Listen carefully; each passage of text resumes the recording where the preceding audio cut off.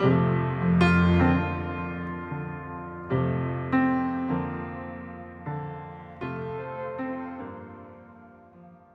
본문은 엘리사가 죽은 사람 살리는 이야기입니다.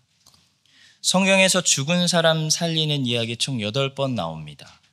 구약에서 엘리야가 사르밧 과부의 아들 살렸고, 오늘 본문에서 엘리사가 수넴 여인의 아들 살렸습니다.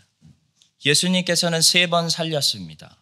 야이로의 딸을 살렸고, 나인성 과부의 아들 살리셨고, 베다니에서 나사로를 살리셨습니다. 사도들 중에는 욥바에서 베드로가 다비다를 살렸고, 드로아에서 바울이 유두고라는 청년을 살렸습니다. 죽은 사람 다시 살아나는 8번의 이야기를 통해서 성경이 하고자 하는 말씀은 무엇일까요? 우리로 소망을 얻게 하고 구원에 대해서 말씀하고 있습니다. 엘리사가 수넴 여인의 죽은 아들 다시 살리는 이 2번째 이야기를 통해 오늘 소망에 대해서, 구원에 대해서 하나님이 우리에게 주시는 말씀들이 있습니다. 먼저 첫 번째로 이런 말씀이에요. 누구든지 예수님께 나와야 한다 라는 사실을 수넴 여인의 모습을 통해 우리에게 보여주고 있습니다. 이 수넴 여인의 아들이 자라서 논밭에 갔습니다. 아버지의 종들이 열심히 추수하고 있었는데 갑자기 머리가 아프더니 머리야 하더니 집으로 보냈는데 집에 와서 죽어버렸어요. 자, 그때 수넴 여인은 곧장 어디로 갑니까? 누구를 찾습니까?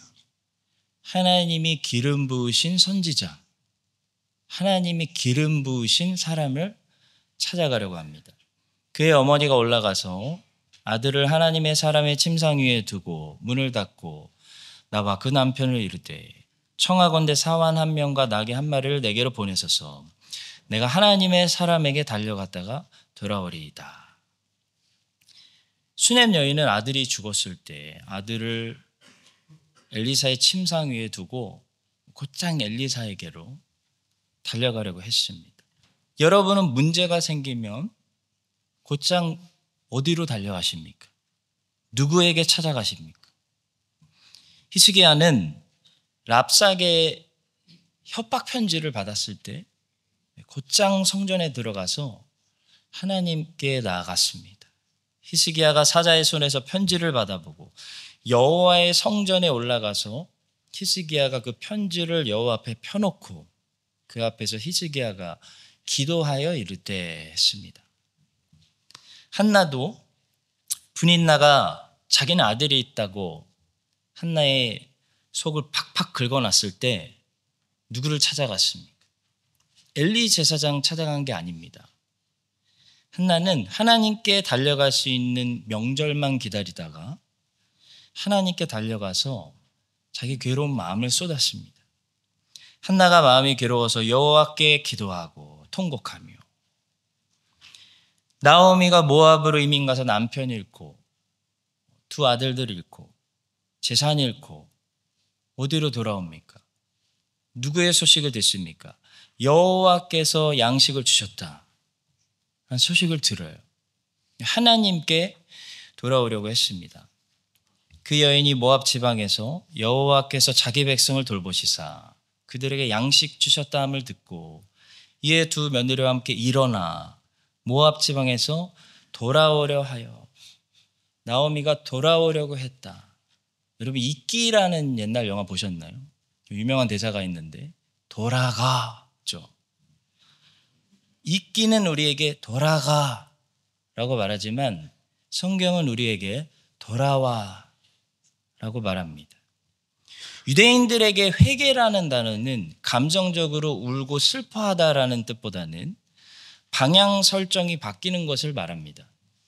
이쪽 길로 걸어가다가 방향을 다시 세팅해서 돌이키다, 돌아오다 라는 게 회개라는 뜻이에요. 하나님을 멀리 떠난 인간이 하나님께 돌아오는 이야기. 그럴 때 구원을 발견하고 은혜를 발견하는 이야기. 그것이 성경이 우리에게 들려고자 하는 말씀의 핵심입니다. 나오미가 다시 돌아왔을 때 무엇을 발견했나요? 곡식만 얻은 게 아니라 보아스를 만나서, 하나님이 준비하신 보아스를 만나서 잃어버린 토지를 되찾았습니다. 나오미는 땅 다시 찾으려고 돌아온 게 아니고 그냥 배고파서 곡식 얻으려고 돌아온 건데요. 돌아오니까 하나님이 곡식만 주신 게 아니라 나오미 가문이 잃어버린 재산도 주시려고 보아스를 준비하고 계셨어요. 탕자가 아버지의 집으로 다시 돌아오려고 한 것은 너무 배고파서 그 돼지 음식 먹어보고 이건 정말 아니다. 그래서 먹을 거 얻으려고 돌아온 거거든요. 아버지는 아들이 돌아오니까 아들이 잃어버린 아들의 모든 것을 회복시켜 주셨습니다. 이에 일어나서 아버지께로 돌아가니라. 아직도 거리가 먼데 아버지가 그를 보고 측은히 여겨 달려가 목을 안고 입을 맞추니 아들이 이르되 아버지, 내가 하늘과 아버지께 죄를 지었사오니 지금부터는 아버지의 아들이라 일컬음을 감당하지 못하겠나이다 하나 아버지는 종들에게 이르되 제일 좋은 옷을 내어다가 입히고 손에 가락지를 끼우고 발에 신을 신기라. 그리고 살찐 송아지를 끌어다가 잡으라. 우리가 먹고 즐기자. 이는 내 아들은 죽었다가 다시 살아났으며 내가 잃었다가 다시 얻었노라 하니 그들이 즐거워하더라. 예수님이 해주신 이야기입니다. 성도 여러분, 문제가 터졌을 때 문제 해결보다 중요한 게 우리에게 있어요. 우리가 하나님께 돌아가는 것입니다. 돌아오는 거예요. 하나님께 돌아오는 것이 회개입니다. 죄를 끊는 것이 회개라고 생각하지 마시고 하나님께 돌아오는 것이 회개라고 생각하시기 바랍니다. 내가 스스로 죄를 끊어야 한다. 그게 회개다 라고 생각하기 때문에 회개가 안 되고 다들 회개를 꺼려하는 겁니다. 회개는 핵심이 뭐냐면 하나님께 돌아오는 거예요. 어떤 죄를 한 가지 행동을 끊었어도 하나님께 내가 돌아오지 않으면 회개한 게 아니에요. 회개는 가출한 아들이 다시 집으로 돌아오는 거, 그거하고 비슷합니다. 다시 돌아오면 집에 따뜻한 방이 있는 것처럼 하나님 아버지께 돌아오면 은혜가 있고 구원이 있습니다. 제이시 라일 목사님은 우리 하나님의 용서는 다윗의 용서와는 다르다고 했습니다. 그것은 압살롬에 대한 다윗의 용서와 같은 것이 아닙니다. 다윗은 압살롬에게 다시 총애를 주지 않고는 단지 집으로 물러가도록 하였습니다. 예수님의 용서는 어떤 이들이 생각하듯 단지 물러가게 내버려 두는 것이 아닙니다. 다윗은 압살롬에게 아직도 화가 안 풀렸어요. 그래서 압살롬을 용서했지만 거기 있으라고 해. 다시는 내 얼굴 보지 못하게 해. 그래서 압살롬의 얼굴을 몇 년 동안 안 봤습니다. 근데 하나님의 용서는 다윗의 용서 같은 것이 아니에요. 하나님은 우리가 돌아오면 용서만 주시는 게 아니에요. 용서 주시고 은혜 주시고 사랑 주시고 선물 주시고 회복 주시고 다시 새롭게 일어나는 새로운 기회를 주십니다. 여호와께서 말씀하시되 보라 우리가 서로 변론하자 너희의 죄가 주홍 같을지라도 눈과 같이 휘어질 것이요 진홍같이 붉을지라도 양털같이 희게 되리라. 제이시 라일 목사님은 우리 하나님의 용서는 솔로몬이 아도니아를 용서할 때 그 조건을 달고 용서했던, 솔로몬이 심의를 용서할 때 조건 달고 용서했던 그런 조건적인 용서가 아니라고 말했습니다. 솔로몬이 아도니아를 용서할 때 저가 만일 선한 사람이 될진데 라는 말에서 만일이라는 점을 부과했지만 예수님의 용서는 그것을 포함하지 않는 용서입니다. 예수님의 용서는 회개하고 예수님께 돌아오는 사람들에게 만일 네가 앞으로 이렇게 살면 이라는 조건을 붙이는 용서가 아니라는 거예요. 율법은 조건적이어서 만일이라는 말이 붙습니다. 만일 너희가 내 말을 지키면 내가 이렇게 복을 내리고 만일 너희가 내 말을 어기면 벌을 주겠다. 그것이 율법 언약이에요.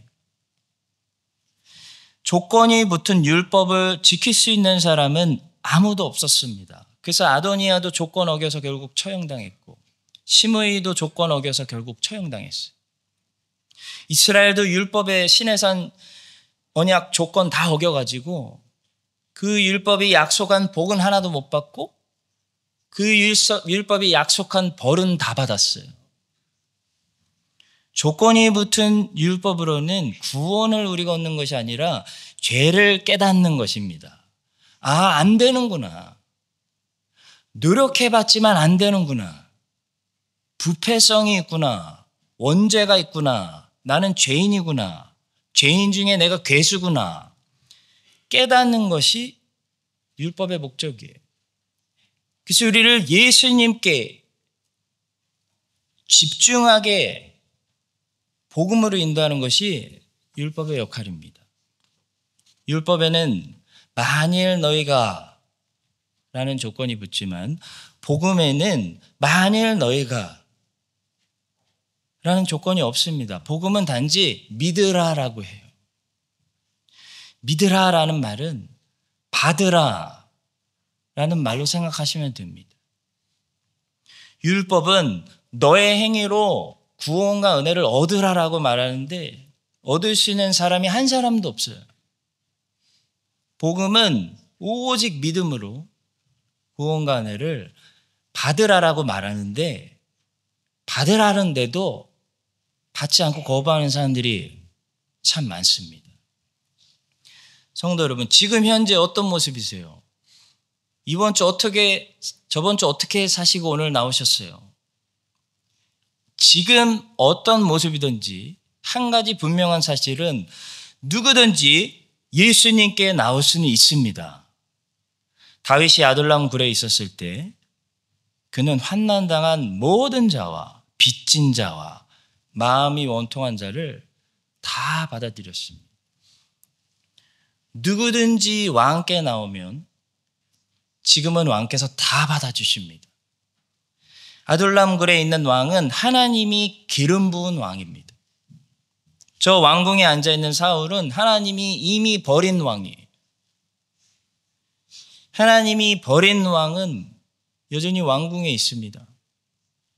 하나님이 기름 부은 왕은 아둘람 굴 속에 있어요.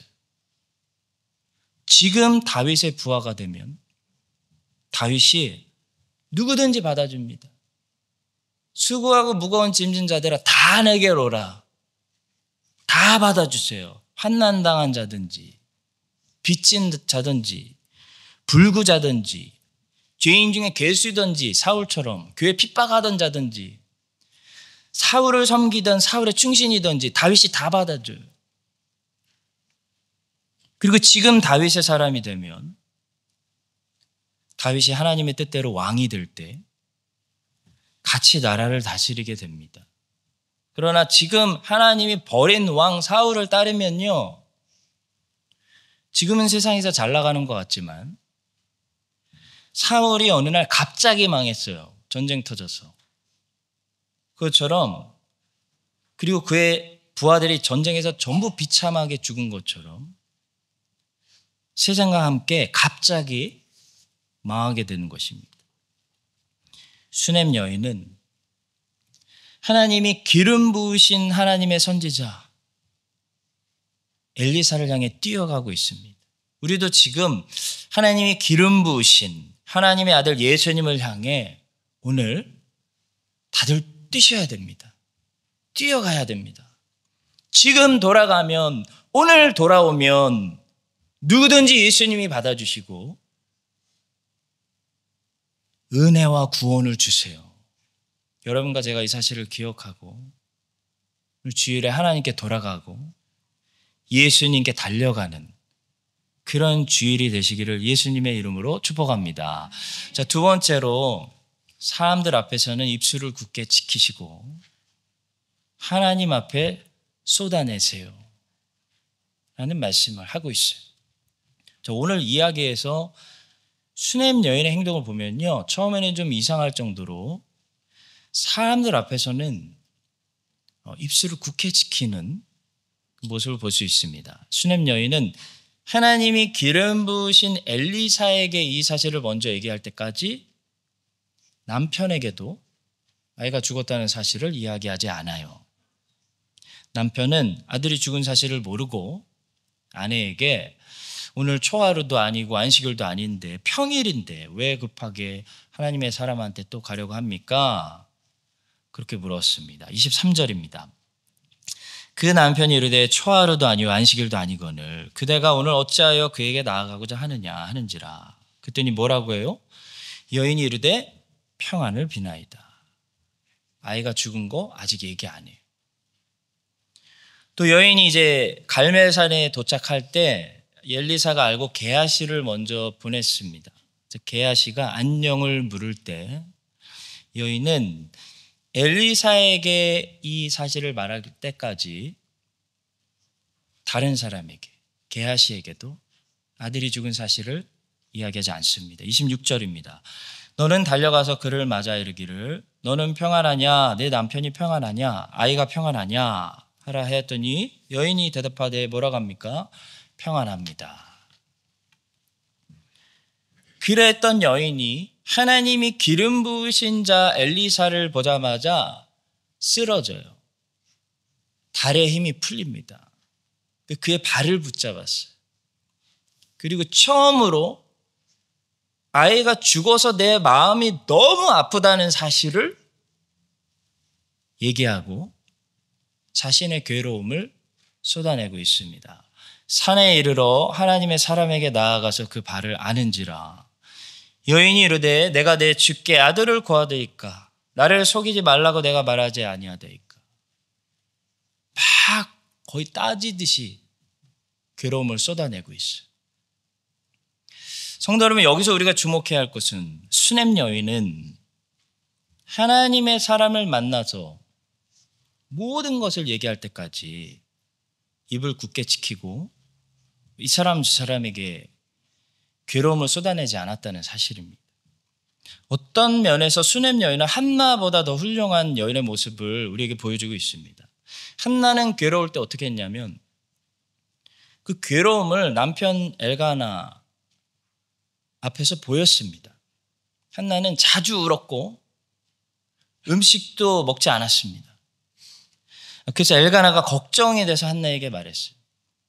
분인나가 그를 격분시킴으로 그가 울고 먹지 아니하니 그 남편 엘가나가 그에게 이르되 한나여 어찌하여 울며 어찌하여 먹지 아니하며 어찌하여 그대의 마음이 슬프냐 내가 그대에게 10 아들보다 낫지 아니하냐 유명한 말을 남겼습니다.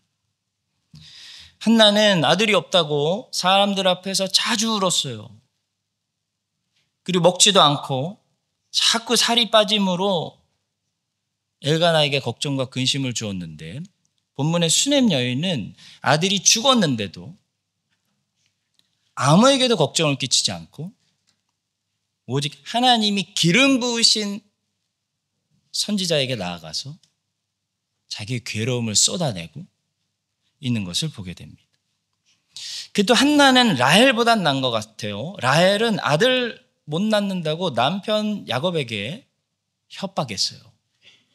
자기 죽어버리겠다고 협박까지 했다가 남편에게 엄청나게 혼난 적이 있습니다. 라헬이 자기가 야곱에게서 아들을 낳지 못함을 보고 그의 언니를 시기하여 야곱에게 이르되 내게 자식 낳게 하라. 그렇지 않으면 내가 죽겠노라. 그 부부싸움이 일어났어요. 야곱이 라헬에게 성을 내어 이르되 그대를 임신하지 못하게 하시는 이는 하나님이시니 내가 하나님을 대신하겠느냐 하면서 부부싸움했습니다. 성도 여러분, 한나는 아들이 없다고 남편 엘가나에게 걱정과 근심을 끼쳤고 라헬은 아들 못 낳는다고 남편 야곱 시험 들게 했지만 슈넴 여인은 아들이 죽었는데도 사람들 시험 들게 하지 않고 하나님이 기름 부으신 사람에게 곧장 나아갔습니다. 여러분, 지금 저는 우리 아내분들 힘들어도 남편에게 티내지 마세요 이런 얘기 하고 있는 게 아니에요. 오해하지 마세요. 이런 얘기를 하고 있는 거예요. 우리가 힘들 때 기도는 안 하고 사람들 붙잡고 내 주변 사람들 괴롭게 하고 힘들게 하고 시험 들게 하지 말고 먼저 하나님께 충분히 나아가서 하나님께 쏟아내야 한다라는 것을 말씀하고 있습니다. 마태복음 4장에 기록된 이 마귀의 시험, 그걸 우리는 크게 두 가지 시험으로 분류할 수도 있습니다. 하나는 하나님의 자비를 의심하게 만드는 시험이고, 하나는 하나님의 자비에 대해 주제넘게 행동하게 만드는 시험입니다. 전자는 이렇게 시험했습니다. 네가 하나님의 아들이면 너는 왜 여기 광야에 있겠어? 네가 하나님의 아들이면 너는 왜 배고프겠어? 네 딱한 처지를 보니까 하나님이 너를 사랑하시지 않는 것 같구나. 지금 네 꼴을 보니까 네 하나님의 자녀 아닌 것 같아. 하나님이 너를 돌보시는 거 잊으신 것 같구나. 그래서 사단은 예수님께 하나님 의지하지 말고 하나님 의지하다 너 큰일 날 수 있으니까 굶어 죽기 전에 빨리 스스로 빵 만들어 먹으라고 시험한 거예요. 후자는 이런 시험으로 다가왔습니다. 내가 하나님의 아들이면 한번 보여줘봐. 티내봐. 자랑해봐. 한번 뛰어내려보지 그래. 천사들이라도 불러서 너를 받들게 하지 그러니. 그래서 사단은 예수님께 높은 곳에서 한번 너 하나님의 아들이니까 뛰어내려보라고. 그래도 걱정 없을 거라고 예수님 시험했습니다. 성도 여러분, 하나님의 자비를 의심하게 만드는 시험이 우리에게 성공하면요, 우리는 하나님께 더 이상 나오지 않게 됩니다. 우리는 가서 스스로 빵을 만들어 먹을 생각을 하지, 빨리 내가 나를 챙겨야 되겠구나, 하나님 의지했다간 큰일 나겠구나 하지, 하나님 아버지께서 나를 돌보고 나의 일용할 것들을 채우시고 나를 향해 계획이 있으시고 나를 인도하신다는 사실을 더 이상 신뢰하지 못하게 됩니다. 지금 내 꼴을 보니. 그리고 하나님의 자비에 대해 주제넘게 행동하게 만드는 시험이 우리에게 성공하면요, 우리는 하나님께 나올 때마다 사람들을 신경 쓰게 됩니다. 사람들 앞에서 하나님이 나를 좀 높여주시기를 바라고요. 사람들 앞에서 하나님이 나를 공개적으로 좀 인정해 주시기를 바라고, 내 손 들어주길 바라고, 내가 맞았다고 프루브해 주기를 바라고, 사람들 앞에서 하나님이 내 하나님이고 내가 하나님의 자녀라는 거, 나는 좀 특별한 자녀라는 거 인정해 주기를 바라게 돼요. 아하수에로 왕은 자기 과시를 하기 위해서 180일 동안 잔치를 베푼 왕입니다. 180일 동안 자기 과시를 해도 성이 안 찼어요. 그래서 왕비의 얼굴도 자기 과시의 도구로 삼으려고 했습니다. 왜냐하면 그 아내분이 굉장히 얼굴이 미인이었거든요. 왕후 와스티를 청하여 왕후의 관을 정죄하고 왕 앞으로 나오게 하여 그의 아립다움을 뭇 백성과 지방관들에게 보이게 하라 하니, 이는 왕후의 용모가 보기에 좋음이라. 자기 아내 얼굴도 자기 과시의 도구로 쓰려고 했다가 왕비와의 관계가 깨지고 왕비를 잃어서 평생 다시 못 보게 되는 슬픔에 빠지게 되었습니다. 참 어리석은 왕입니다. 이찬수 목사님은 말합니다. 자기 과시라는 것이 하나님 없이 살아가는 사람의 강력한 특징 중 하나라는 것이다. 여러분 공감하시죠? 세상의 강력한 특징 중 하나가 자기과시입니다. 성도 여러분, 사람들은 하나님만큼 강하지 않습니다. 그래서 쉽게 시험 들고요. 쉽게 오해하고 왜곡하고 또 사람들 앞에서는 과장하거나 과시하거나 왜곡하게 됩니다. 수넴 여인은 하나님이 기름 부으신 선지자 엘리사 앞에 나올 때까지 사람들에게 입을 굳게 지키고 주변 사람들을 걱정하게 만들지 않았습니다. 여러분과 저도 힘들고 괴로운 일들을 가지고 주변 사람들을 같이 괴롭게 하는 것이 아니고 먼저 충분히 기도하고 새벽에 기도하고 아침에 기도하고 하나님이 기름 부으신 예수님께 나아가서 그분 앞에 그냥 다리에 힘 풀리고 넘어지세요. 그분 앞에 쓰러져서 그분의 발을 붙잡음으로 충분히 위로를 받는, 그래서 주변 사람들과 정상적인 건강한 관계를 유지하며 오늘도 내 주변 사람들을 도와줄 수 있는 사람으로 하나님께서 세워주시고 사용해 주시기를 예수님의 이름으로 축복합니다. 자, 마지막 세 번째로 죽은 사람을 살리는 일은 비싼 대가를 지불하는 일이다 라는 사실을 본문이 강조하고 있는 듯합니다. 수넴 여인의 아들이 죽었다는 소식을 듣자마자 엘리사가 어떻게 했냐면 처음에 게하시에게 가라고 했어요. 그리고 내 지팡이를 가지고 아이 위에 올려놓으라고 했습니다. 28절입니다. 엘리사가 게하시에게 이르되 내 허리를 묶고 내 지팡이를 손에 들고 가라. 사람을 만나거든 인사하지 말며 사람이 내게 인사할지라도 대답하지 말고 내 지팡이를 그 아이 얼굴에 놓으라 하는지라. 그런데 그는 곧 게하시가 아니라 자신 직접 가야 한다는 사실을 알게 되었어요. 그리고 지팡이가 아니라 엘리사 자신의 몸을 죽은 아이 몸 위에 올려놓아야 이 아이가 살 수 있다는 사실을 알게 되었어요. 엘리사가 어떻게 지팡이가 아니라 자신의 몸을 죽은 아이 몸 위에 올려놓는지 보십시오. 아이 위에 올라 엎드려 자기 입을 그의 입에, 자기 눈을 그의 눈에, 자기 손을 그의 손에 대고 그의 몸에 엎드리니 아이의 살이 차차 따뜻하더라. 지팡이로 올려놨더니 아이가 안 살아나요.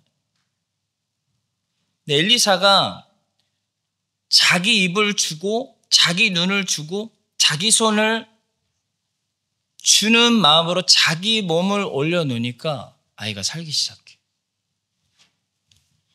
여러분, 엘리야도 수많은 기적을 행했죠. 근데 죽은 사르밧 과부의 아들을 살려줄 때는 똑같이 자기 몸을 올려놔야 했습니다. 그 아이 위에, 엘리야입니다. 그 아이 위에 몸을 3번 펴서 엎드리고 여호와께 부르짖어 이르되 내 하나님 여호와여 원하건대 이 아이의 혼으로 그의 몸에 돌아오게 하옵소서. 사랑하는 성도 여러분, 죽은 사람 살려내는 일, 구원의 일은요, 비싼 대가를 치르는 어려운 일이에요. 엘리사가 게하시를 보내서 할 일이 아니에요. 그처럼 하나님이 하늘에서 천사 보내서 선지자 보내서 모세 보내서 모세 지팡이로 홍해도 갈랐는데 그런 지팡이로 하실 일이 아니에요. 결국 하나님의 아들이 직접 오셔서 이루셔야 할 일이었습니다. 엘리사가 자기 지팡이 아니라 자신의 몸을 아이 위에 올려 놨을 때 아이가 따뜻해진 것처럼 죽은 영혼을 살리는 구원은요, 아무리 수많은 기적을 행했어도 그 모세 지팡이가 할 일이 아니고요, 하나님의 아들이 자기 몸을 제단 위에 올려놨을 때 이룰 수 있는 그런 구원의 일입니다. 하나님께서는 정말 비싼 대가를 치르고 이 구원을 완성하셨기 때문에 구원받은 자기 백성들을 보실 때, 우리의 눈을 보실 때 저거 내 아들의 눈처럼 보시고, 우리 손을 보실 때 내 아들의 손처럼 보시고, 우리 입술을 보실 때 내 아들의 입술, 우리의 생명을 보실 때 내 아들이 던진 생명, 이렇게 귀하게 보시기 때문에 하나님은 구원받은 자기 백성들을 완전하게 보호하십니다. 그 보호를 성도의 견인이라고 부릅니다. 참된 교회는 그리스도의 몸입니다. 이 신비로운 몸에서는 뼈 하나라도 부러지는 일이 없습니다. 한 집에서 먹되 그 고기를 조금도 집 밖으로 내지 말고 뼈도 꺾지 말지며, 이 일이 일어난 것은 그 뼈가 하나도 꺾이지 아니하리라는 성경을 응하게 하려 함이라. 예수님의 몸이 십자가 위에서 뼈가 하나도 꺾이지 않은 기적처럼 예수님의 지금 몸된 교회에 속한 모든 지체들 중에 한 명도 꺾이지 않도록 하나님이 지금도 섭리로 보호하십니다. 참된 교회는 그리스도의 양물입니다. 사자가 나타나 양을 채가려고 했을 때 다윗은 일어나 그 아가리를 벌리고 양을 끄집어냈습니다. 그리스도도 이와 같이 하실 것입니다. 다윗이 사울에게 말하되 주의 종이 아버지의 양을 지킬 때 사자나 곰이 와서 양떼에서 새끼 물어가면 내가 따라가서 그거 치고 그 입에서 새끼 건져내었고, 그것이 일어나 나를 해하고자 하면 내가 그 수염을 잡고 그것을 쳐 죽였나이다. 주께 속한 성도들 삼키려고 우는 사자처럼 마귀가 돌아다닐 때 주께서 우는 사자의 수염 잡으시고 그 입에서 성도 구해내 주시기를 항상 오늘도 우리를 지키시는 예수님의 이름으로 축원합니다. 참된 교회는 그리스도의 군대입니다. 구원의 대장 되신 그분은 자기 휘하의 군사를 한 명도 결코 잃어버린 일이 없습니다. 그분께 있는 군인 명부는 처음이나 전투가 모두 끝났을 때나 똑같습니다. 계수된 자의 총계는 60만 3,550명이었더라. 이스라엘 자손의 계수된 자가 60만 1,730명이었더라. 자기 군사를 한 사람도 잃어버리지 않으시고 보호하신 하나님께서 자기 몸 들여 비싼 대가를 주고 자기 소유로 사신 우리를 이번 새로운 한 주도 항상 보호하시고 지켜주시기를 예수님의 이름으로 축원합니다. 기도하겠습니다. 하나님 아버지, 수넴 여인이 아들이 죽었을 때 곧장 하나님의 기름 부으신 사람에게 달려갔던 것처럼 저희들 항상 문제를 들고 하나님이 기름 부으신 예수님께 달려가서 은혜와 도움을 받게 하여 주시옵소서. 라헬처럼 야곱을 시험에 빠뜨리고 한나처럼 엘가나에게 걱정을 끼치고 주변 사람들 힘들게 하는 것이 아니고 수넴 여인처럼 주님께 나아가서 쏟아내어 주의 도움 받게 하여 주시옵소서. 엘리야가 자기 몸을 올려놓고 엘리사도 자기 몸을 올려놓고 예수님도 제단 위에 몸을 올려 비싼 대가로 우리 사셨사오니 저희들 능히 지키시고 보호해 주시며 새로운 한 주도 인도하여 주시옵소서. 예수님의 이름으로 기도합니다. 아멘.